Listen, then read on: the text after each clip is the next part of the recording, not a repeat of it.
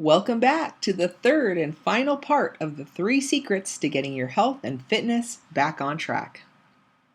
Yesterday, I talked about how your mind needs clear direction in the form of a smart action plan that it believes it can achieve. When your plan is clear and appropriate, your mind will be at ease and be able to move toward it. I also talked about your heart. Your heart wants to act on instant gratification, which is not always beneficial for you if you're trying to practice self-control, whether that's not eating the food you know you shouldn't, or wanting to sit on the couch and watch TV rather than get a workout in. Your heart needs to be deeply motivated in order to stay on course. Today, I'm going to uncover the final secret, as well as talk about how to practice self-compassion when you don't live up to your own expectations. Let's begin today by understanding a concept I call shrinking the change. When I work with my clients, the goal is to move from feeling like this on the left, "This is too hard, I can't do this, I give up," to the right, "Let's try something harder." We do this by creating a plan that is realistic, which is the R in SMART that I talked about yesterday. If your plan is not realistic or attainable, you will constantly fall short and lose confidence. Let me give you an example. I like to use the sport of high jumping as an example. If you haven't heard of high jumping, it's pretty self-explanatory. A bar is set at a certain height and you must clear the bar. If you touch the bar with any part of your body, you're disqualified. The winner is the one who can clear the bar higher than any of her competitors. For the sake of this example, let's imagine that you are a high jumper and I am your coach. I put a bar out for you to jump over. However, I put it about 6 feet high. You look at me like I'm crazy, but you try it anyway. You get a running start, build up all of your energy, and jump as high as you can in your attempt to clear the bar. However, you find yourself barely being able to look over the bar, let alone clear it. First of all, I'm a bad coach for putting you in a situation that is well beyond your ability because you're probably now feeling pretty crummy and you're not enjoying high jumping one bit. You've lost confidence, you feel discouraged, and you don't want to try again. Have you ever felt like this on your health and fitness journey?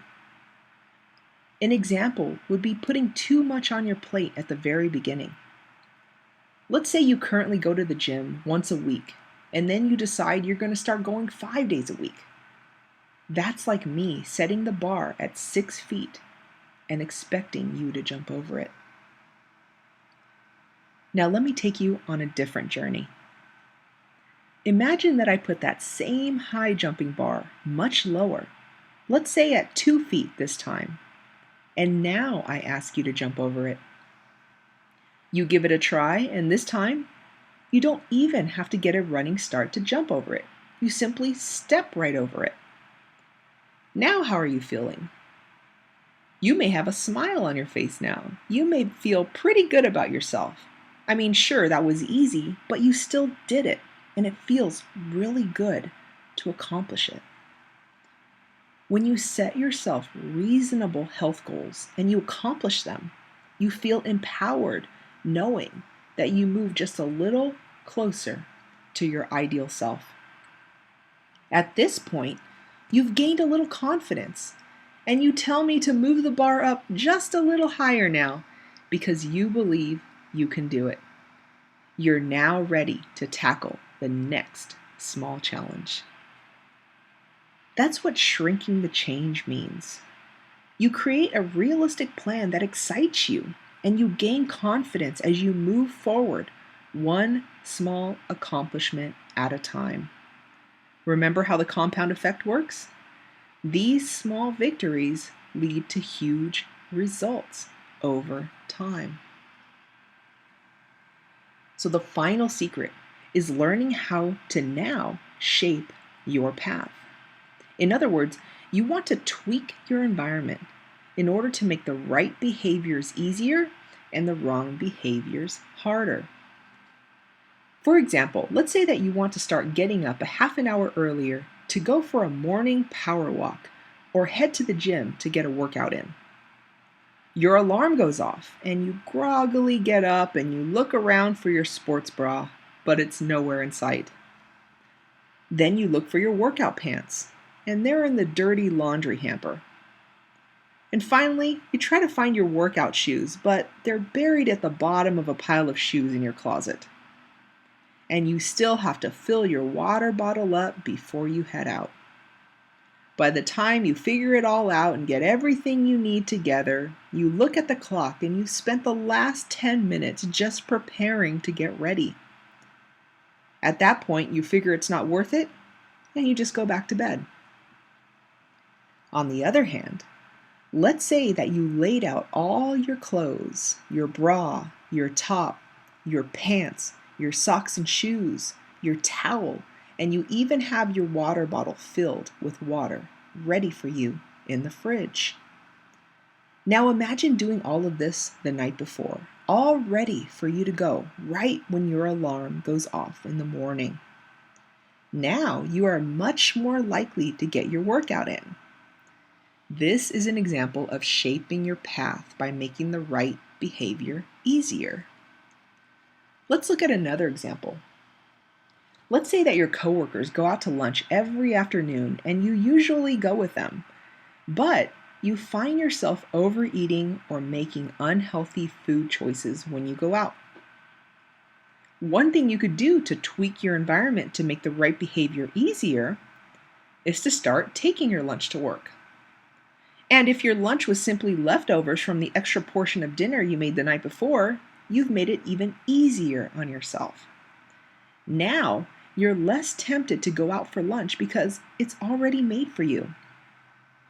And not only is it convenient, but it's healthier than what you would have probably chosen at the local restaurant. Here's one more example. Let's say you're at work and it's almost time to go home. You're famished, but you know that there's no food in the fridge, nor are there any leftovers for you to heat up. On the way home, you're tempted to go through the fast food drive-thru that you pass every day on your way home from work. One thing you could do to make the wrong behavior harder in this case is to start taking a different route so that you're not tempted to choose an unhealthy fast food meal. Or, best case scenario, of course, is that you could always have a healthy dinner prepared for you when you're ready to go home.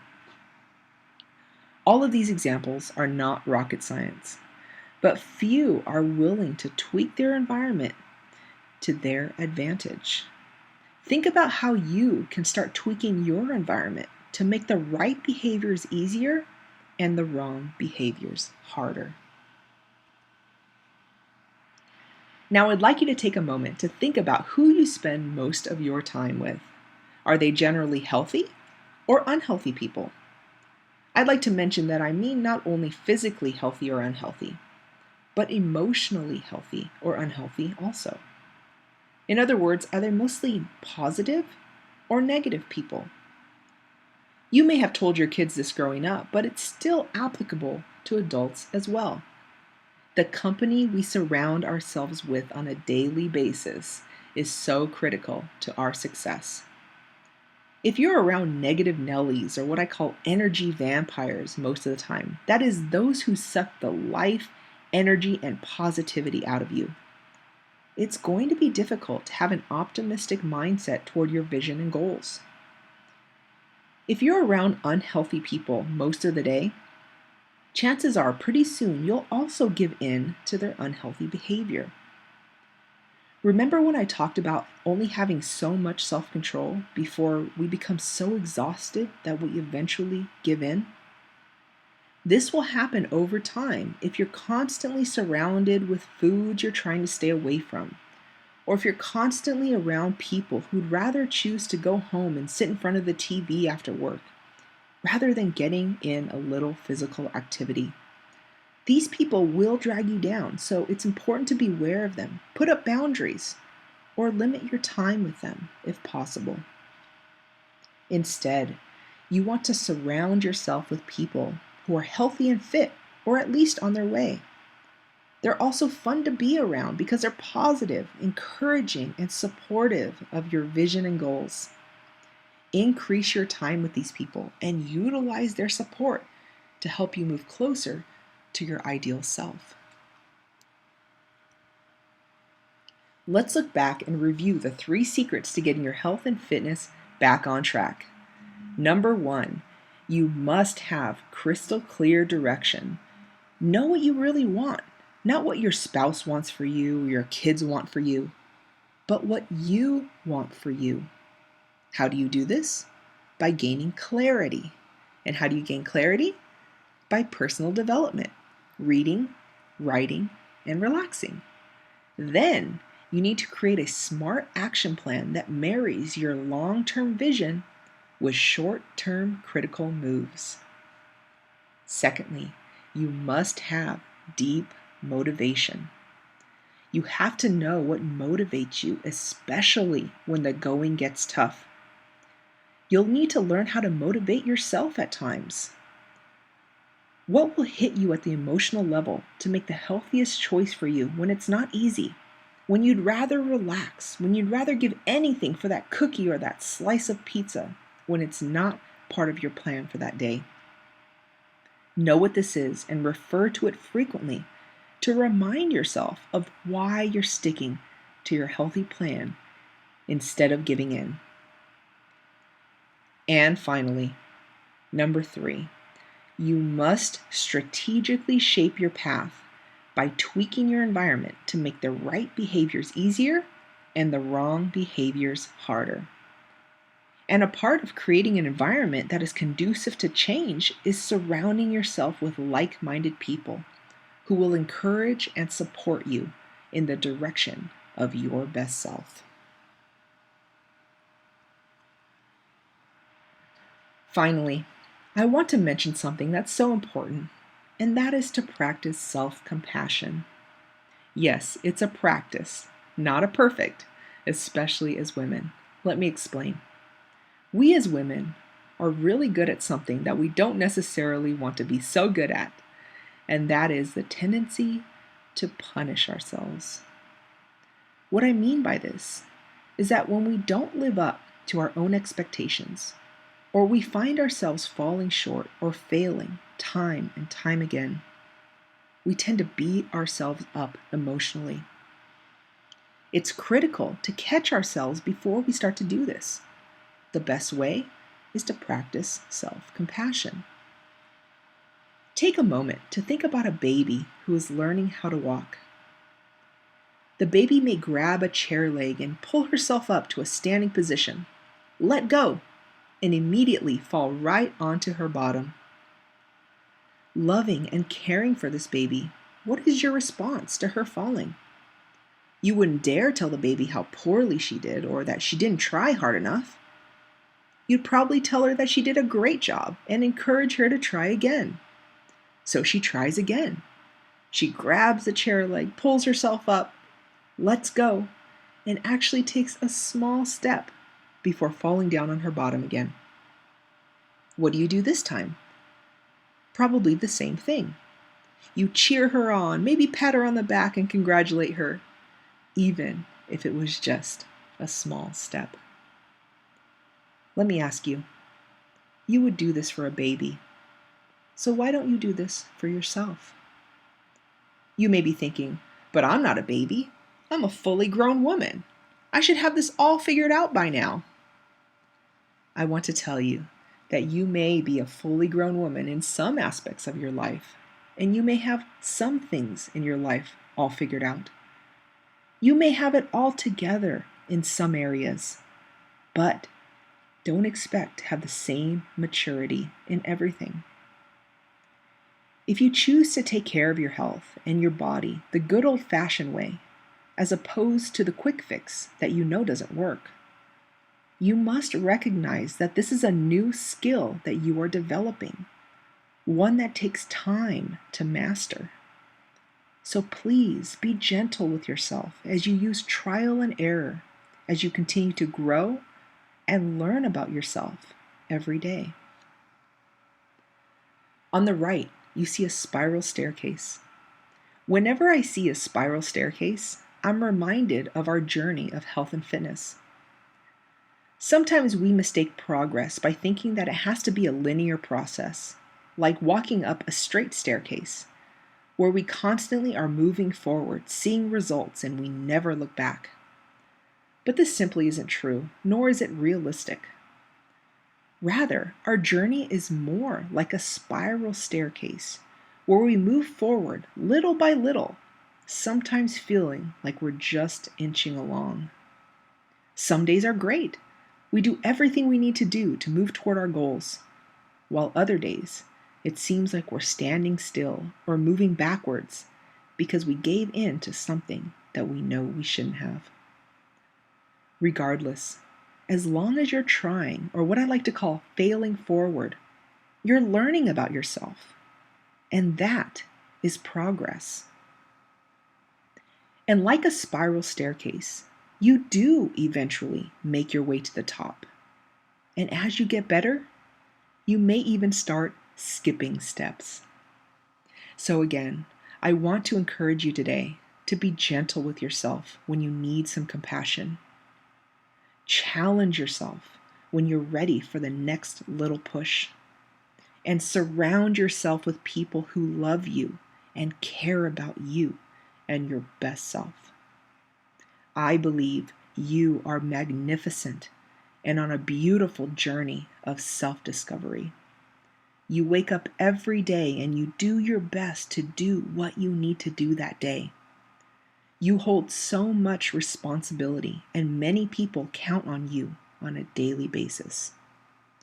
Make sure that you are taking you time as you continue to grow and transform into the woman you long to be. Like you've done for the last 2 days, your work isn't done just yet. Please complete today's final worksheet. Move through each reflection and action step with authenticity as you continue to learn more and more about who you are and what steps you need to take next toward the vision of your best health. I hope you found our time together over the last 3 days to be well worth your time. I hope that I've inspired you as well as challenged you to start creating a strong foundation that will get you back on track with your health and fitness. I would love to stay connected with you and to continue to be a part of your beautiful journey toward a healthier and happier life in your 50s. There are several ways you can do that. I'd encourage you to consider taking the next step after this course by joining my Reinvent Your Health 6-week online coaching course that I have coming up soon. Visit my website at transformationwellnessforwomen.com to learn more about it and to also see what other services I offer, from private coaching to small groups of like-minded women in their 50s who are also on a journey similar to yours. As a completely virtual coach, you don't have to worry about location. All coaching is done online or over the phone, so you can move toward the woman you long to be in the comfort and privacy of your own home or office. To continue the conversation, find me on Facebook at Transformation Wellness for Women, or feel free to email me to continue today's conversation. I would love to hear about your journey and what steps you have taken or are planning on taking from the hard work you put in over the last 3 days. I thank you, and your health thanks you, for investing in yourself over the last 3 days toward a healthier and happier life in your 50s and beyond. Take care.